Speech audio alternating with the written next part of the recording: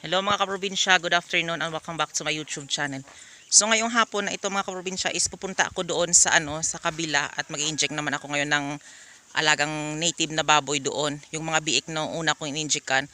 So naglampas na siya mga kaprobinsya ng 14 days.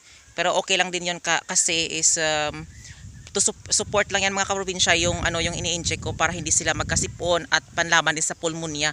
Kasi yung mga native na baboy dito mga kaprobinsya is hindi na sila native na pure, is meron na silang na crossbreed na sila. So yung kanilang immune system mga kaprobinsya is mababa na. So kailangan talagang suportahan sila ng ng mga vitamina para panlaban din sa sa pabago-bago ng klema.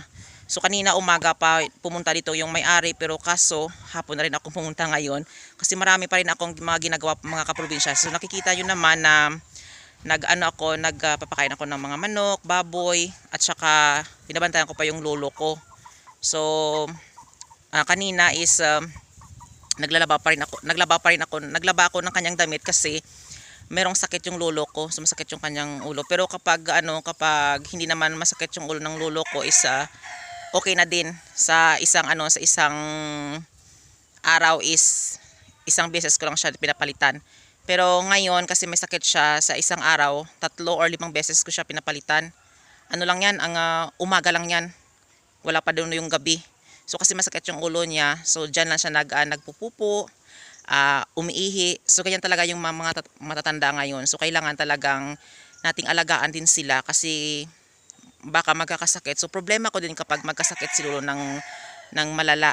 So ganyan talaga yung buhay natin mga kaprobinsya. So tara mga kaprobinsya, pupunta na ako doon. Samahan niyo ako at ipapakita ko sa inyo. Ayan. Meron na silang bagong kulungan. Meron ng manok. Marami silang chicks ng mga alaga. Ayan, meron ng net. Bagong gawa.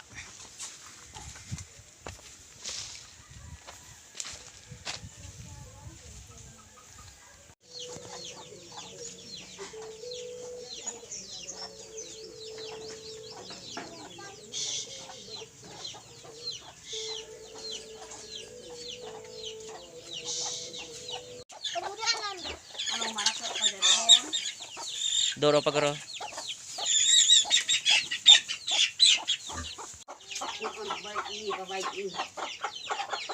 Yan, mga malulusog sila. At maganda ang kanilang pangangatawan.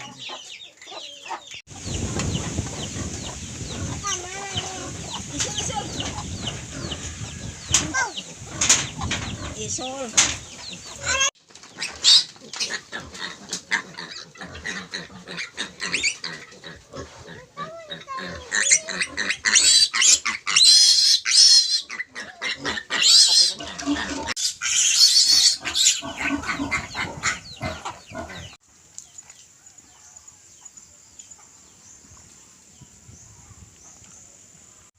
So mga kaprobinsya, pauwi na ako ngayon. So hapon na. So ayan, natapos na rin yung pag-incheck ko ng ng mga BX.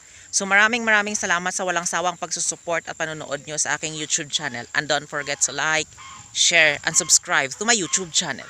Thank you for watching and happy farming!